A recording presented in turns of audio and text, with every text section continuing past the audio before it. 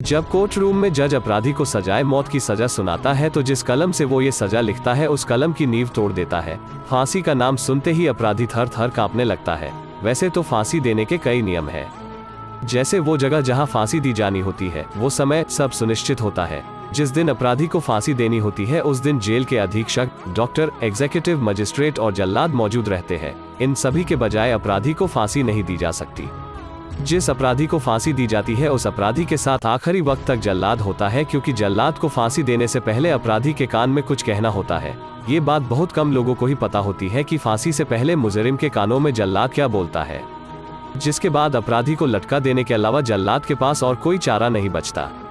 पर उससे बड़ा सवाल है, कानूनन ही सही पर इस तरह लोगों को, चाहे वो अपराधी ही सही, पर इस तरह फांसी पे लटकाने के बाद क्या चैन से सो पाता होगा जल्लाद। फांसी से जुड़ी एक और बात है कि फांसी हमेशा सूर्योदय के समय ही दी जाती है। लेकिन क्यों?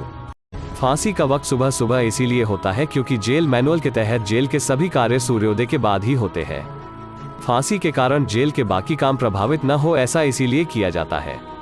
लेकिन आप हम जैसे लोग जब एग्जाम देने जाते हैं, रिजल्ट पता करने जाते हैं या कोई जॉब इंटरव्यू देने जाते हैं, इतने में ही हमारा हार्ट बीट बढ़ जाता है। हम खुद के दिल के धड़कन को सुन पाते हैं और एंजाइटी अपने चरम पे होती है। घबराहट छुपाए नहीं छिपती। तो सोचिए उस अपराधी को कैसा महसूस होता होगा जब उसे फांसी के तख्त पे चढ़ाया जाने वाला होता होगा। काला कपड़ा उसके चेहरे पे डाला जाता होगा और फिर वे डरावने शब्द जिसमें कहीं से भी नफरत नहीं होती है और ना ही गुस्सा।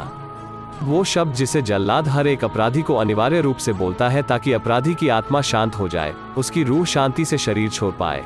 क्या आप जानते हैं कि जल्लाद फांसी से पहले अपराधी के कानों में क्या बोलता है? फांसी देने से पहले जल्लाद अपराधी के कानों में माफी मांगता है और कहता है, मुझे माफ कर दो, मैं मजबूर हूँ। मुझे माफ कर दो, मैं सरकार का गुलाम हूँ। आपके लिए बस कुछ भी नहीं कर सकता। अगर हिंदू होता है जल्लाद तो राम राम बोलता है, और अगर मुस्लिम होता है तो सलाम कहता है। फांसी देने से पहले जैसे ही जल्लाद ये सब बोलता है तो अपराधी का शरीर थर थर कांपने लगता है और एकदम से शांत हो जाता है। उसके बाद ही अपराधी को फांसी दी जाती है। अब एक सवाल है, बड़ा अजीब है, समझ नहीं आ रहा आपसे पूछे कि नहीं पूछे, पर क्या आपके सबकॉन्शियस माइंड में कुछ अपराध छुपे बैठे हैं जो आपको सोने नहीं देते? कमेंट सेक्शन आपका है, चाहे तो हल्का कर लीजिए मन।